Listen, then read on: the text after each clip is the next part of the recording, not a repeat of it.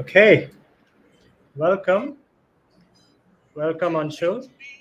Thank you. Thank you so much. Excited to be here. So we'll start with some music.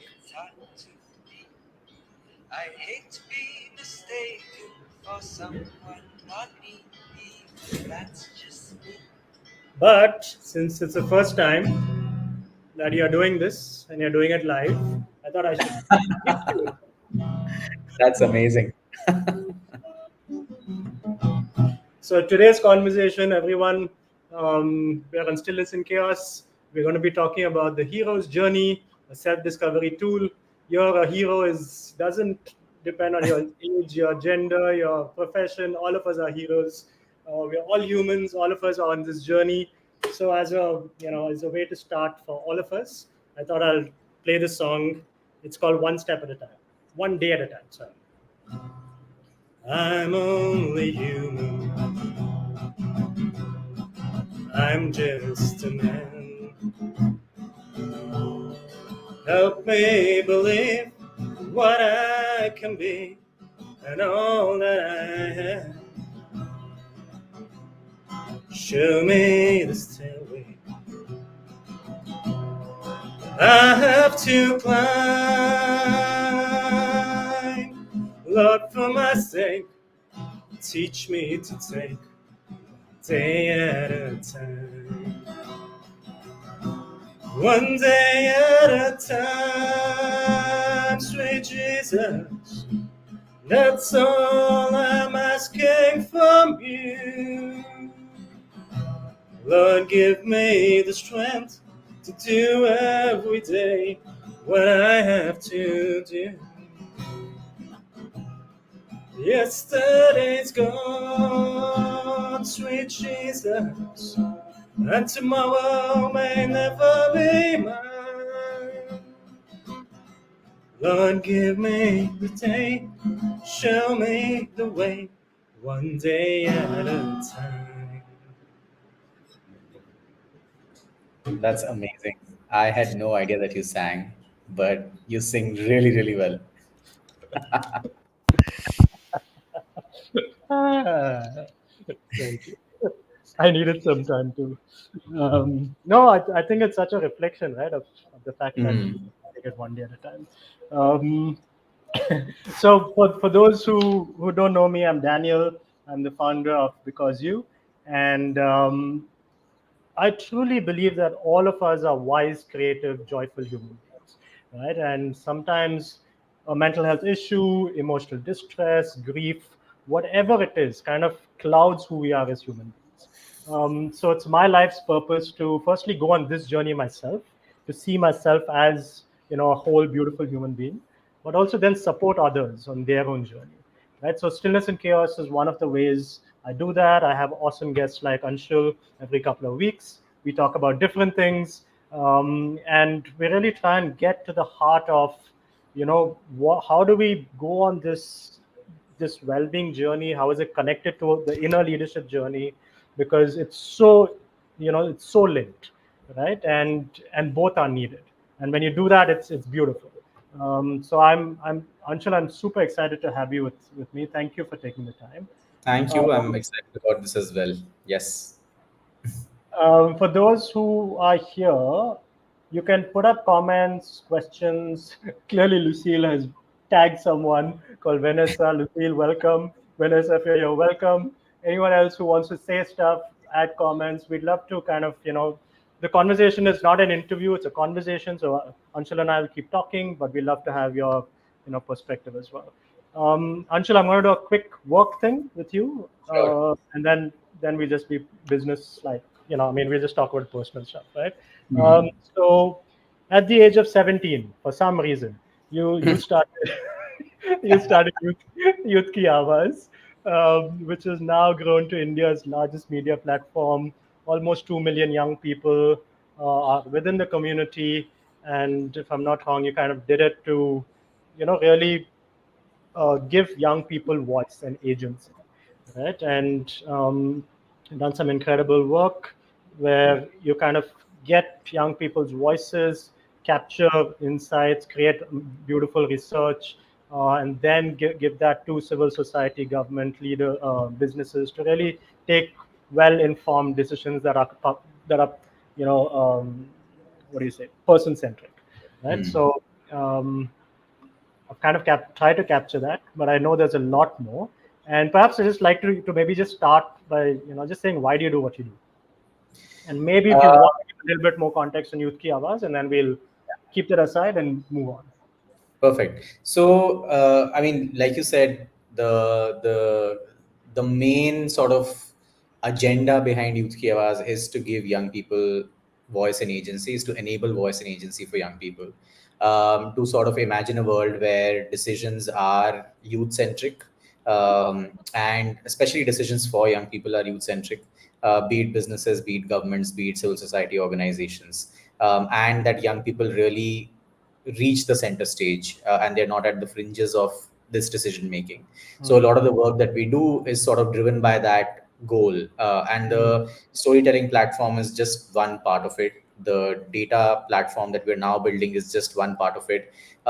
We do multiple things as an organization that makes sure that in right. some way, form, shape, or other, we're trying to enable more and more young people.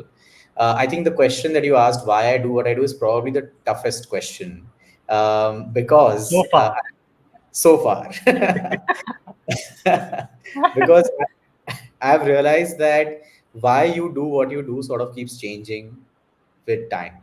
Mm, I think when I started YK, which was 16 years ago, as a 17-year-old, my goal was that I wanted my voice to be heard. So I think the why there was very personal, mm, but it mm, very quickly evolved to thinking that it's just not okay that I'm not the only one who feels this way, and there are millions of others. So it mm, sort of became very, driven by that goal, by that mission. mm, mm, Um, as of today, I think the world has changed so much that there is an argument to be made that, well, young people are doing so much on social media, they're saying so much everywhere. So what's the point? But I think the reason why we keep doing what we're doing is because we feel and we strongly believe that um, creating a platform where people can talk is not enough. Somebody has to be listening as well. So I mm, think that's a very big part of the reason why we're still at it.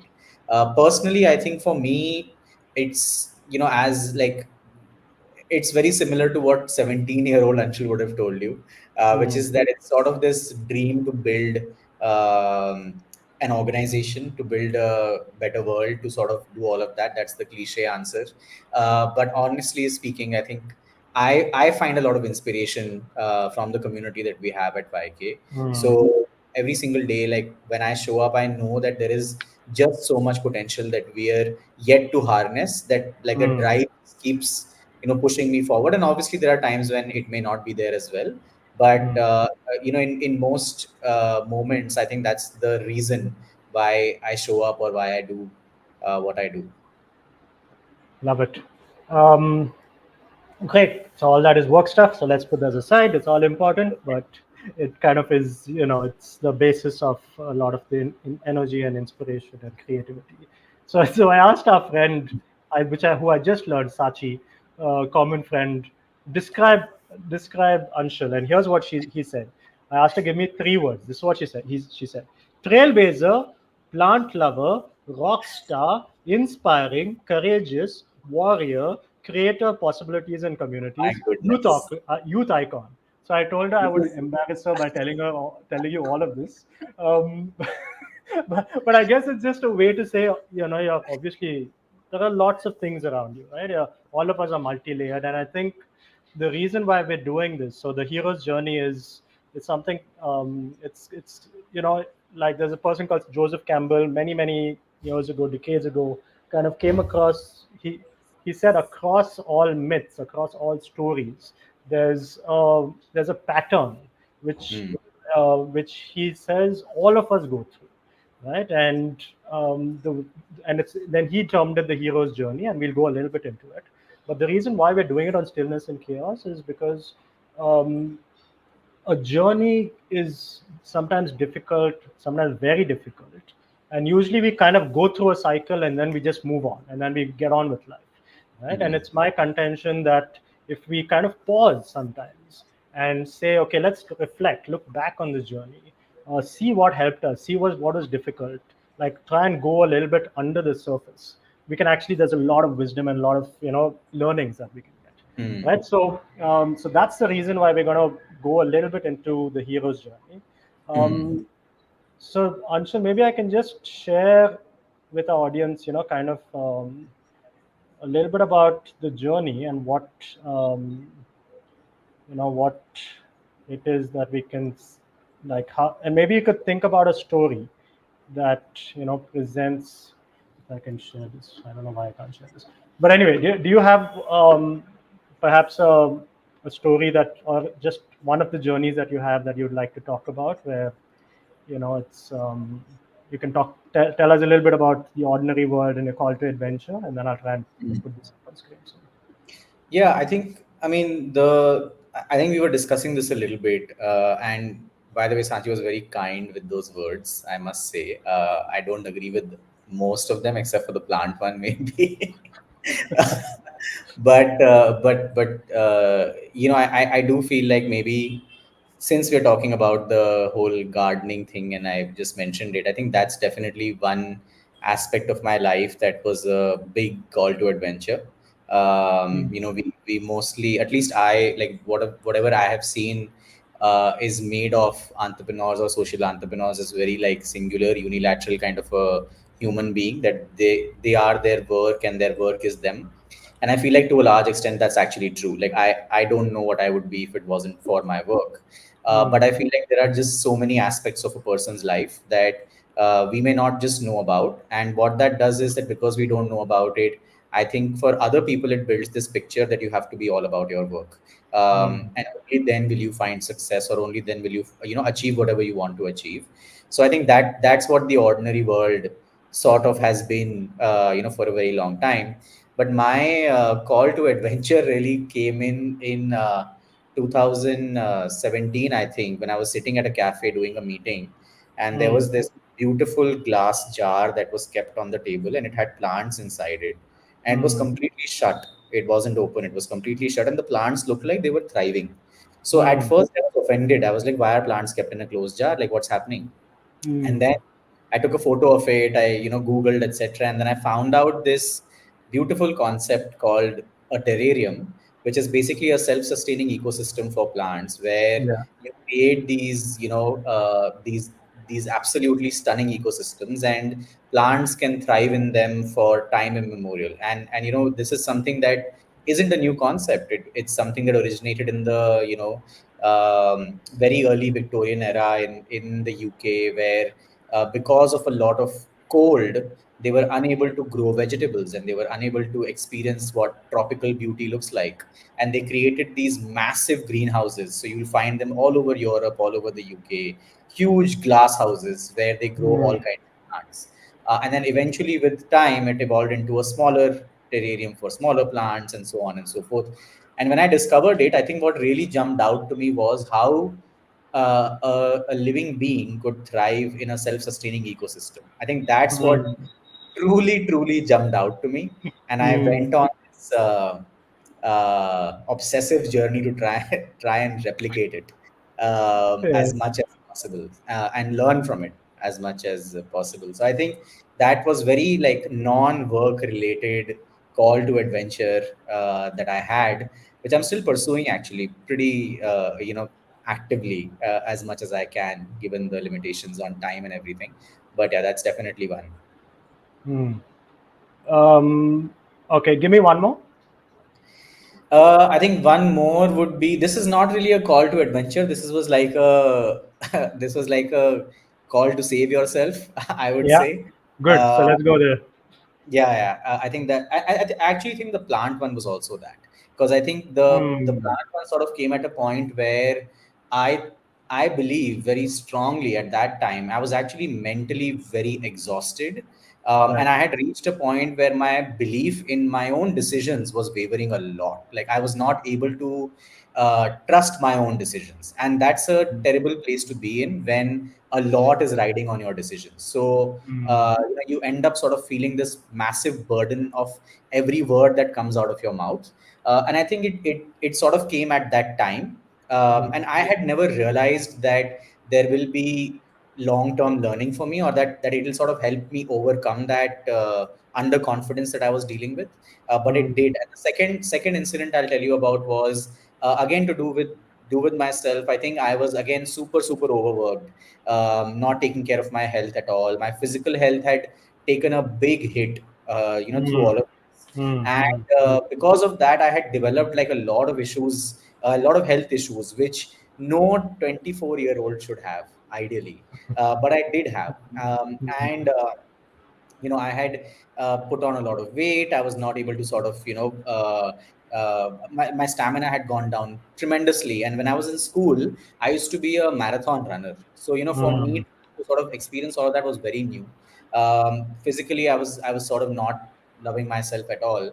And there was this one moment which sort of opened my eyes to the fact that I can keep working, but it'll be for nothing if I'm not there to enjoy it, and if I'm not there to actually experience the joys of what I'm trying to build. And that got me started on a whole different journey. mm, I met a doctor who basically said the most inspiring sentence to me ever. He said mm. that you're a 24-year-old with the body of a 54-year-old. So do something about More it. like a kick in the butt sort of a Yeah. sentence. Yeah, yeah, So he said that either I can give you medication, or I can tell you that in a couple of years you can undergo some kind of surgery, yeah, or get into fitness, go to the gym. You still have the time, and yeah, eat well, eat properly, all of that. So I think I yeah. that was a big call. I started prioritizing all of Mm, that. It's been 7 years. I think I still haven't wavered from it. It's mm, sort of become a very big part of my daily ritual as yeah. well. Yeah. Yeah, so let's go through this, right? Because I think for those who are watching, I think this can be also reflect on your own journey as Anshul and I are doing this. So I think in this case, I mean, what resonates is um, the mentor in this case is actually the wake up call. The fact that you Yeah. woke up with a big like the issues and the fact that you Mhm. have a 50-year-old, 54-year-old body or whatever. Mhm. In my case, I was diagnosed with a fairly intense mental health issue in 2015, and Mhm. my mentor was intense depression. Right, it Mhm. was the fact that I went there and I got it, and initially I was like, whatever, I'll just get through this. My dad had a similar thing. I was like, fine, Mhm. it's okay, I'll just move on. And then I think when it hit me in the face, similar to you in your own way, I was like, okay, now I need to do something about it, right? And I think that, like, fortunately, unfortunately, like rather unfortunately, that's when we actually start Yeah. crossing the threshold. In this instance, in the health instance, Yeah. for me, it's like, how do I take care of my mental health, right? And Yeah. in your case, it's kind of how do you take care of your health. Yeah. Um, yeah. If I could think of a different example, so another example for me is being a parent, right? Yeah.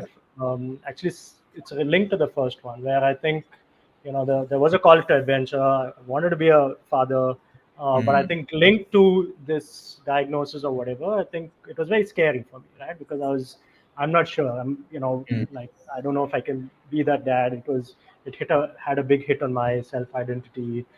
Will it be genetic? All that kind of stuff. Yeah.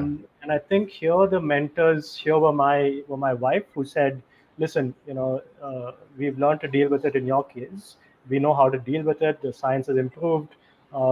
If anything happens, we kind of know what to do, and we can Mhm. guide her from a very young age in the Mhm. very unlikely scenario." But even more, like, it was a bunch of my friends, fathers, who said, "You know what? When you have a child, you will know unconditional love, and Mhm. it's the best decision we ever made." Mhm. So it's interesting, right? Like we've said, four different stories, but it kind of there are different ways of the call to adventure, the refusing the call, which Yeah. I said no way, and then something starts to tip you over.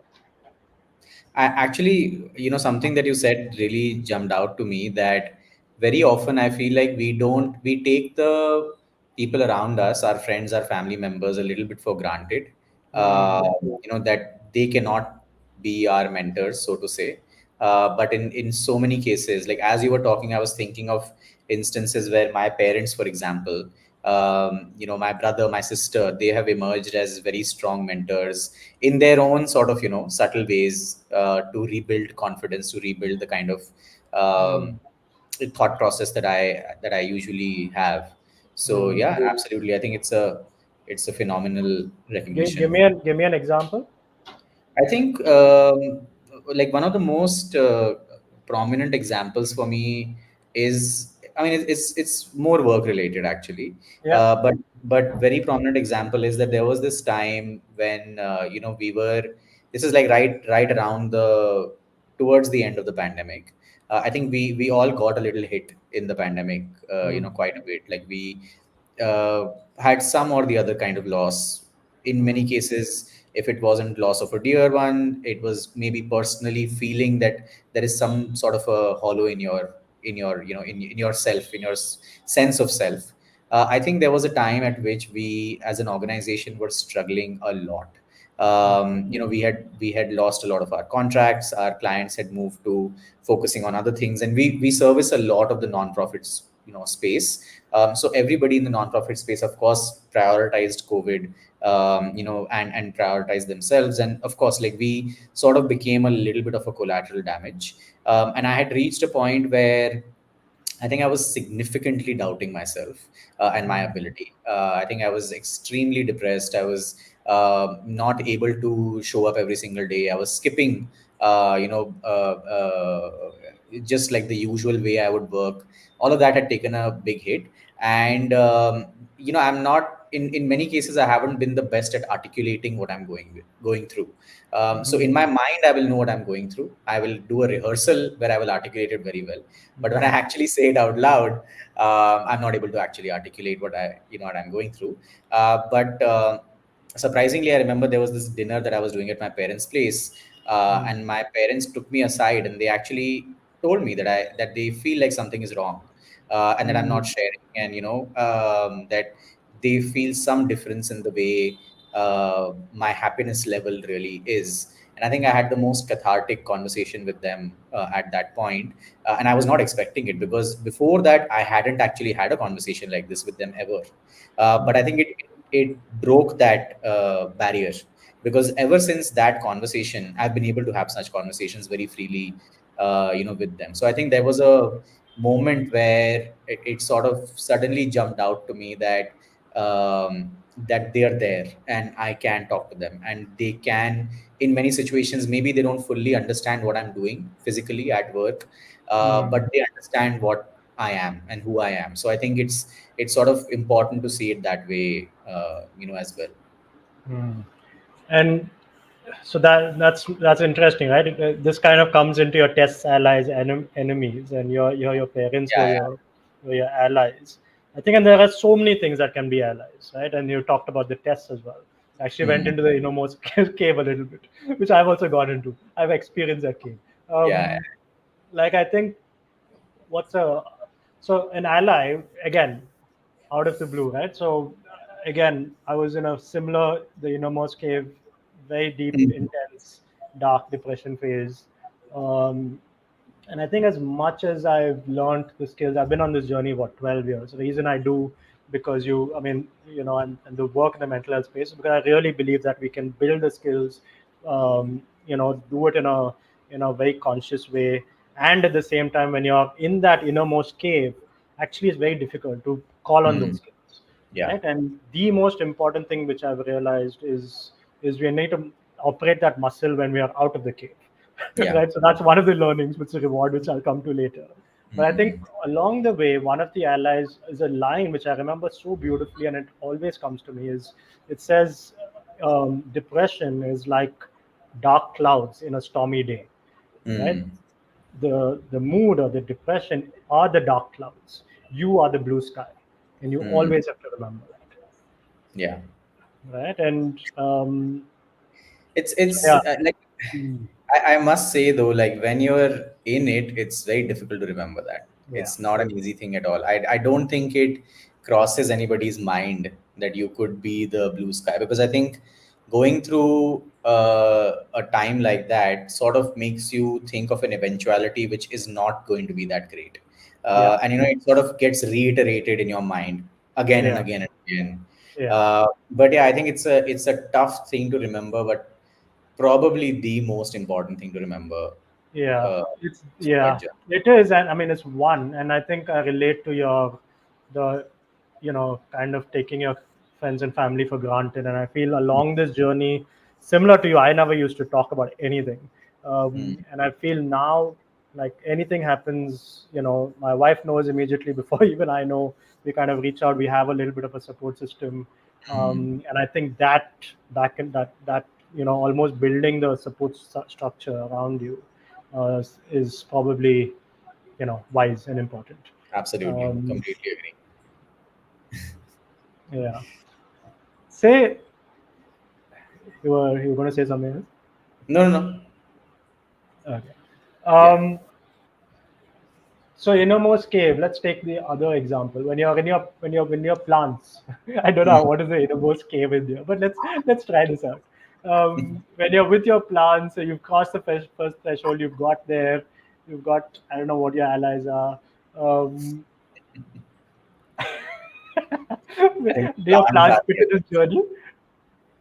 Sorry. Do your plants does your plants example fit on this journey It or does. no? It does. In some It ways, does. I think. Yeah. So say more. I think the innermost cave. So I think there are two ways that I probably look at this. One is that the innermost cave in the plant journey itself, Yeah. and then sorry, it's a little where funny. where no, where you spend hours and hours and hours on your plants and forget about everything else. Yeah. You forget about everything else, and that's the cave that you're basically in. Yeah. Um, I think one thing I've learned about myself is that if I end up liking doing something, if I like doing something, I want to do it a lot. Like I start obsessing over it a little bit, and like I go really deep into it because I don't want to Mm, just do it for fun. That thing is not something that I mean, of course, I want to do it for fun, but then I also want to be really good at it. Like I think that's something that's a threshold that I put in my own mind, and sometimes it might be slightly detrimental because uh, mm, you can be a really good gardener, but you don't have to be the best in the world.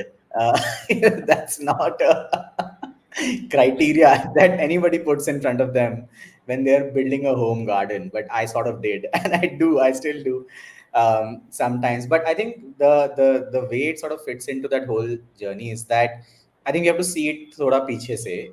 mm, So it's sort of the for context for people who are here.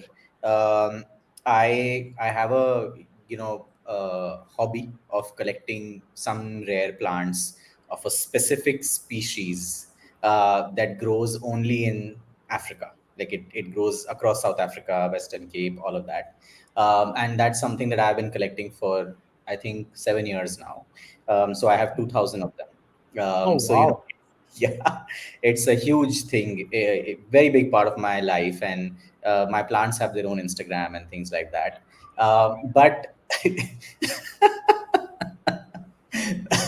but the reason why I feel like this story fits in well is because of why the hobby really came about. I think it sort of came in my life when work wise I was not feeling that great, and I Mm, needed a big source of validation. Like I needed something in my life which made me feel like I can do it, I can build something, I can create something. So I think it started with terrariums, it got into like collection of plants and things like that. And then I was not doing as bad at work, I was mentally better, I was able to sort of recoup and so on. mm, And I think what ended up happening was when I got back into work with full swing after a couple of years of having dabbled into gardening, I think it changed me as a person. And I think that's something that some of the team members in my team who've seen me for a very long time, they mention as well that I have become tremendously more calmer. Like I'm mm, much more calm than I was earlier,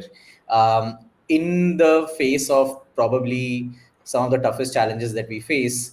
I think I've become better at handling my own emotions, how I feel about how we can overcome it. And I personally also feel like my level of perseverance has gone up, and I definitely credit it to um, to growing plants, because I feel like the patience that you need is next level. The patience to not kill them firstly, and then to make sure that they grow and they thrive, and it sort of puts into perspective how an ecosystem actually survives, how it actually builds. And recently I was doing this workshop with folks at the Agami Shala that happens. Mm, mm, And mm, it was a terrarium making workshop. And one of the things that came up there is about how a terrarium actually grows. So, if you see a terrarium, mm, the most visible part is the plants that are growing.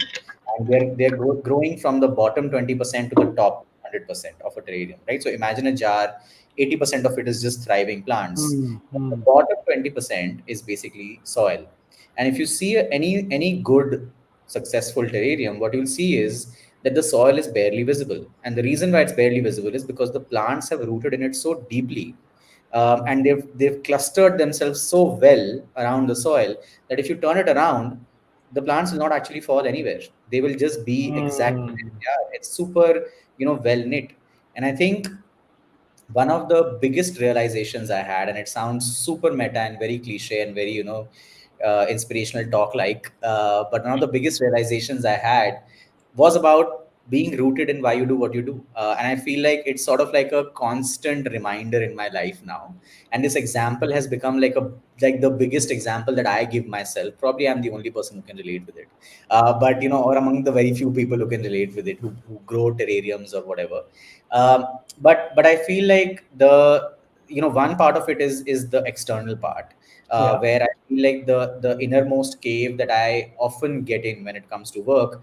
I tend to detach myself for at least a day and just build a terrarium, do some gardening, because I think it just instantly calms me down. Like it's the one time, along with, of course, when I'm working out, probably the two times when I'm absolutely not thinking of work. Like there's just no thought of work at all.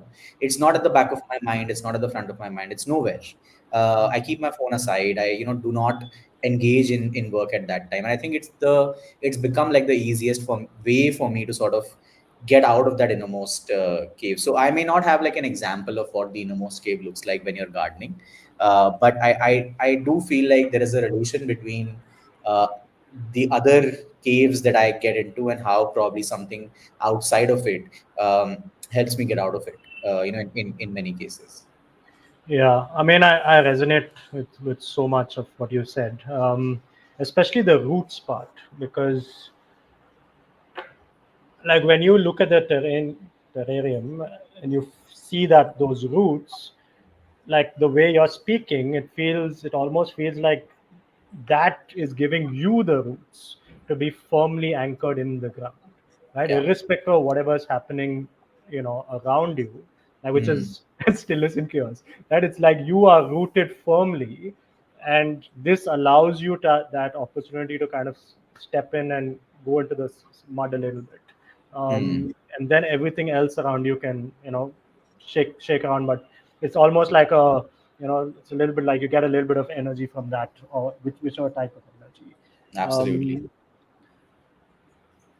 I think one of the things about the innermost cave is also, from the ordinary world, when you Mm. go on this journey, you start, you get there, and when you come out, you said it yourself, you are a different person in some way. You use Yeah. the word calm, right? Mm. And at the same time, you have probably shed something of yourself Yeah. after you come out of that innermost cave.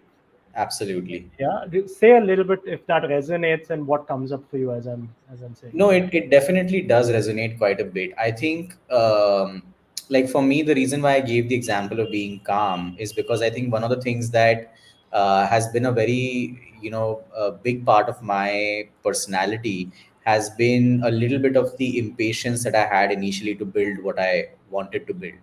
Hmm. And I think it's in some cases it's the impatience that gets you started. But I don't believe it's the impatience that helps you sustain, because I feel that for Hmm. you to be sustaining in whatever capacity you're sustaining in, you have to have the patience, you have to have the ability to stay calm, to deal with whatever ordeal comes your way, and to sort of find avenues to overcome it and still believe that you can overcome it. I think that's the bigger part, that you still believe that you can, things can get better. And I think that's a very big part of my personality I ended up shedding, which was that in many of the cases, when we would face an ordeal, I would, of course, like try my best to stay calm, but it would come at a huge personal cost. Like I would Mm. personally feel completely in the pits, because if you're staying calm at work for others to see, it's, in your Yeah, mind, it's yeah, brewing quite a bit. yeah, yeah. I won't actually, just to kind of correct myself, I won't say that it's completely fixed, so to Yeah, say. of I course. don't Yeah, think it can be fixed yeah. completely, but I do feel like, I have definitely shared the part of myself where I wouldn't be expressive with my team or with folks around me Mm. about what I'm dealing with, and embrace the part, the very big fact that a very big part of your existence has to be, sharing with others, and taking them on that journey of being calm as well, because Mm. others are also seeing, what the reality is, what you're dealing with, what you're suffering from. And I think that that became a very big part of my personality as well, as I sort of, Mm. got out of it. But I'm sure, like in your case as well, I'm sure, like with parenting, for example, there is Mm. definitely a lot that you have to shed, as you sort of, Yeah, yeah. I mean,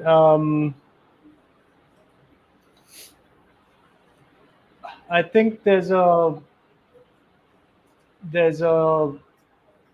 loss of. I think on many ways there's sometimes a loss of not a loss. Let me change it the other way. I think there's Mhm. new layers added, right? Yeah. Of saying this is more than just me. There's another person. There's added, there's a beauty to life, which kind of comes out through all this entire journey that I've Mhm. actually taken for granted sometimes.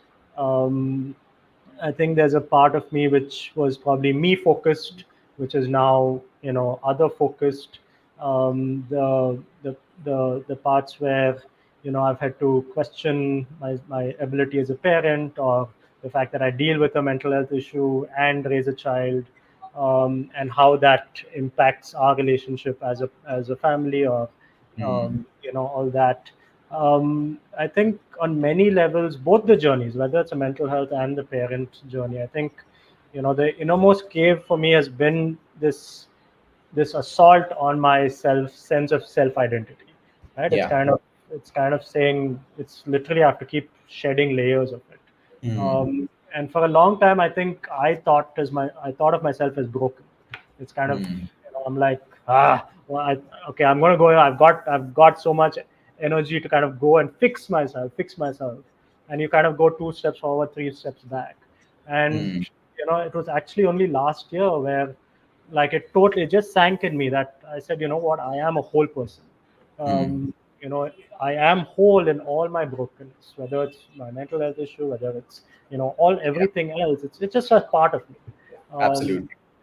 and I think, like, that for me is the one of the rewards of kind of Mhm. going out of this both these journeys and saying, I can show up as who I am and be Yeah. okay with the fact that I am a little broken sometimes. Yeah. Yeah, no, I completely agree. I think it's a lot of acceptance that, and I think it's also a lot of acceptance that it's okay to be in this position that you're in, as much as you want to get out of it ASAP. I feel like it's also acceptance that it's okay to be here and to work Mm. towards getting out of it. Mm. Go back to that point, if you don't mind, where you talked about the deep, like, where it was really difficult, where you were not able to get out of bed, or all of that stuff, right? Mhm. Um, what have you learned from that? Uh, I think I'm still learning from it, to be honest. But I think so far, what I have learned from it is that, um, that shit happens and it will happen again. Mm. Uh, it most likely will happen again. So you can't escape it. and you can't you can't feel like every risk you take will work, every decision you take will be perfect. I think it's also important to give yourself that break to feel that that you must be taking all the right decisions at all the every single point. And I say this feeling different. It's a reminder. Like, I don't know if you know what I mean, but I'm saying it, but in my mind, I'm feeling like, how can that be? You have to take the right decision. So I think it's Yeah. always like, fight Yeah. between what you Yeah. It's believe kind of in. the tension. It's the tension Yes. of, yeah. Yeah. So I feel like the reality is that, I mean, the biggest learning is that things will go wrong. You can't possibly always keep running away from it. And you can't possibly always think that everything is going to be perfect. In some way or the other, they will, if not professionally, maybe personally, if not personally, maybe elsewhere, and so on. So I think it's about bracing yourself, but also not living under the fear of things going wrong. So I think that's Mm, also very, very important, because I feel, one of the things that I remember, having a conversation with one of my colleagues about, uh, I would say towards mid or end of last year, was this big question that where has my risk taking ability gone? mm, Do you feel I'm as risk taking as I was?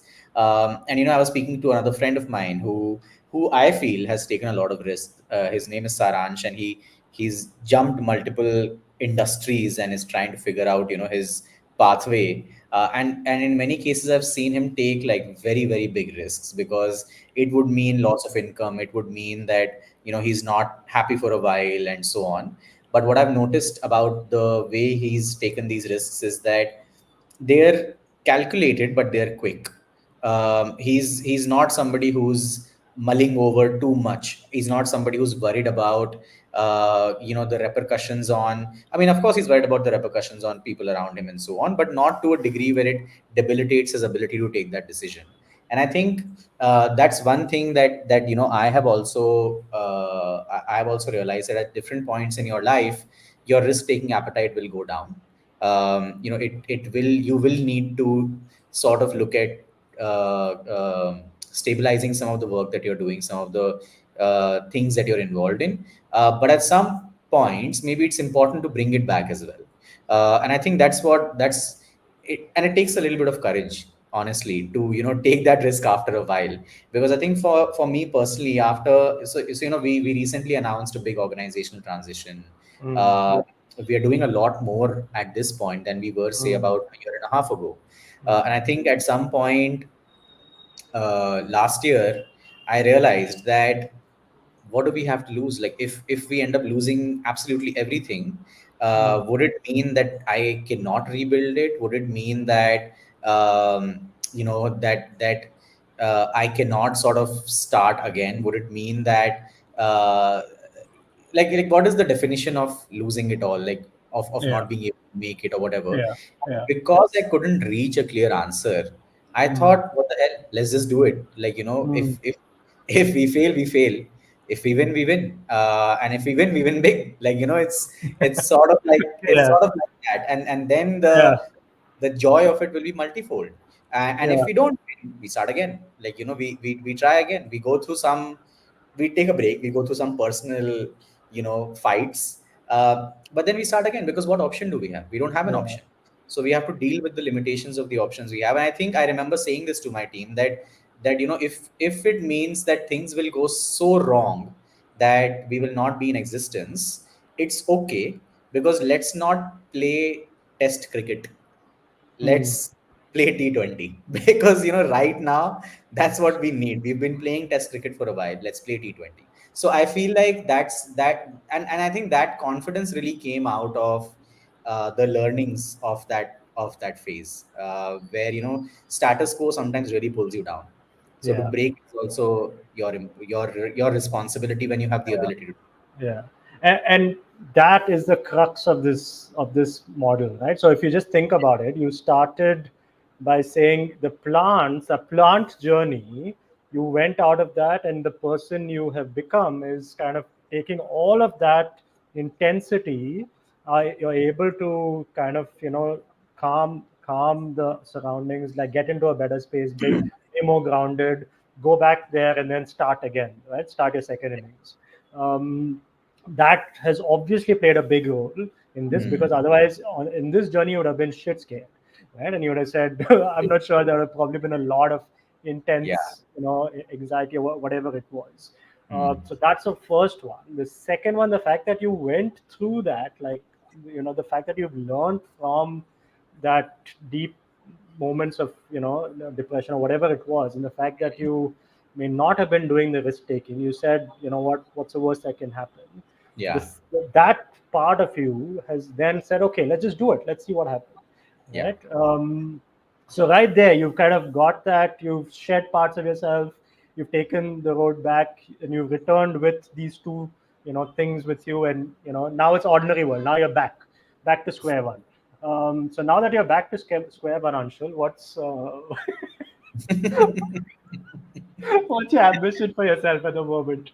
What's I a, what's think a what's a what's a I think no, no. I was just gonna say that I don't fully feel that I'm back to square one. I feel like I'm at that just one step before back to square one, because I think I'm still in that.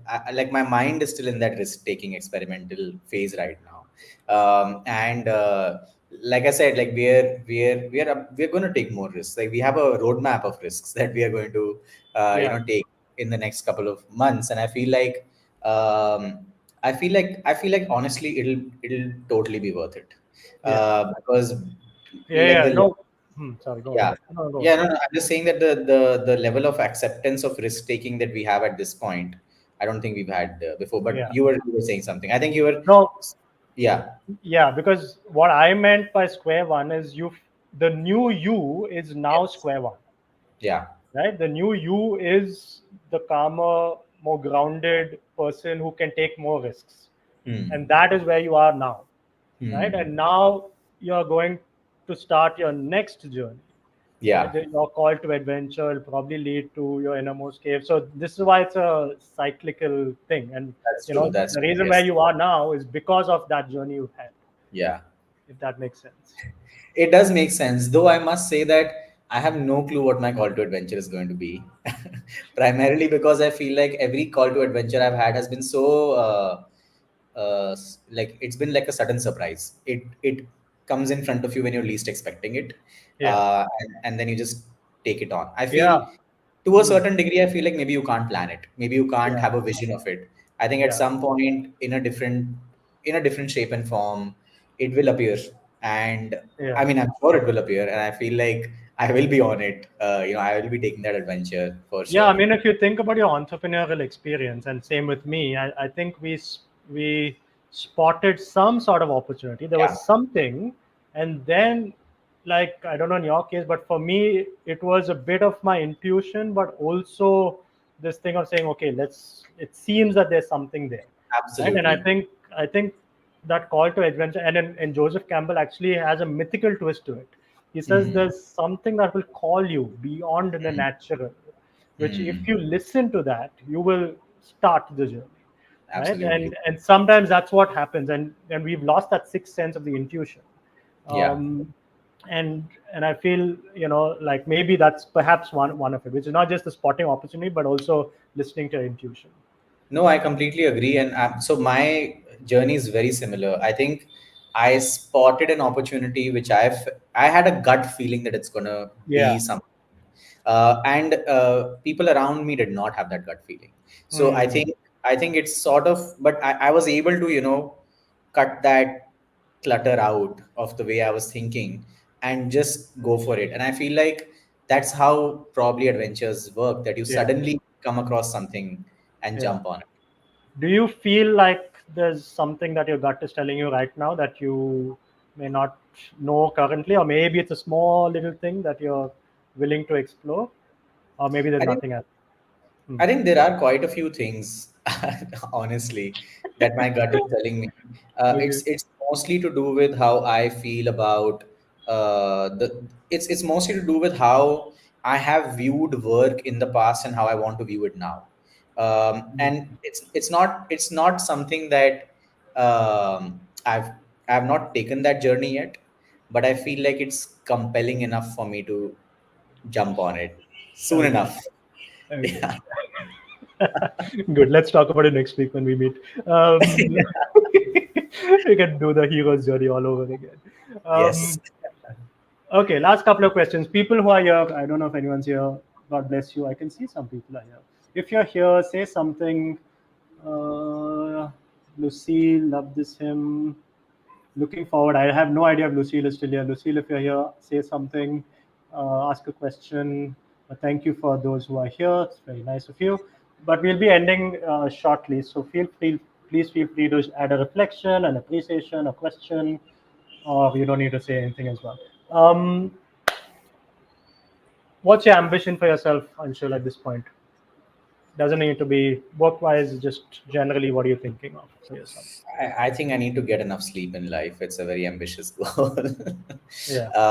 No, I actually feel like I want to be more rested than I am. It's actually like a immediate next step ambition. I feel like I'm somehow not able to achieve it. I try my best. I clock in the 8 hours of sleep, but it still feels like I'm running in a deficit. Uh, so I feel like that's a personal ambition I have at this point. But I have removed the thought that I want to reach stability at work as an ambition. It's not a good ambition to have, to be very honest. Like I personally feel that. Mm, But yeah, I think my personal ambition is honestly to be more, to have a little bit more capability to rest when I want, to calm my brain when I want, mm, as per the schedule that I set for myself, as mm, opposed to external factors doing it. I do feel like that's something that is very important for me at this point. Maybe it mm, was not 10 years ago, but I think 10 years on, it's definitely a very important aspect. So I think that's, yeah, mm. that's a ambition I What have. Do you also have one? I have many, but I think it's linked to your terrarium roots analogy, right? For me, it's what are the roots that I can build which are really strong, which Yeah. then, irrespective of how intense the storm is, Yeah. I'm able to still stay grounded, right? And for me, I've actually, like we can talk about this later as well, is I've actually thought about 3 4 big routes, which is one for me is my, the medication, whether it's allopathy, homeopathy, just being really focused and military about it. Mhm. The other are all my well-being practices, whether it's physical, whether it's, mostly physical actually. um, the others purposeful work, the others quality family time. So there are, like, it's almost like I have a scale and I say on each day or each week perhaps, Yeah. where, like, It is. what is, yeah, is it balanced? Because I Yeah. know if it's balanced, then I've got it going. Yeah. um, so yeah, that's what came to mind when you said my my ambition is to have a solid base. Last question. When Yes. you hear the phrase, what is stillness in chaos? When you hear the phrase stillness in chaos, what comes up for you? A phrase, an image? Right now, the point about rootedness actually comes to my mind. Mm, Primarily because it is actually stillness in chaos. It actually is a perfect description of stillness in chaos. Because if you see any sort of a natural ecosystem, it is chaotic. It is extremely chaotic. It's chaotic to look at, but there is honestly a lot of beauty in that chaos, of course. But the stillness is how rooted it is. So I feel like that's the one thing that immediately comes mm. to my mind. How lovely that we've come back to the plants and the thriving living beings. I love the fact Yes. that we've ended there. Awesome. Listen, Anshul, thank you so much for your Thank you. time, your perspective, your wisdom. It's been a super conversation. I hope you enjoyed it. I loved it. I Um, loved it. Thank you so much for having me. I absolutely enjoyed it. And I'm yeah, looking forward to more such conversations offline with you. yeah. Yes. For sure. So those who are watching, thank you for being with us. We've got next week, got Vishal Talreja, who's an awesome social entrepreneur. We're Amazing. going to be talking about the relationship between self identity and well being. and how some of what we talked about today, Anshul, of about all these different layers, how it kind of gets shed, Yeah. but also, identities as men, identities as, partners, as, organization owners, whatever it is, or Mm. starters. So we're going to be talking about lots of stuff. So um, please tune in then. Thank you for joining us, and see you next time. Anshul, Thank just you. wait. Wait for me. Yes. All right. Thanks, everyone. Take care. Bye.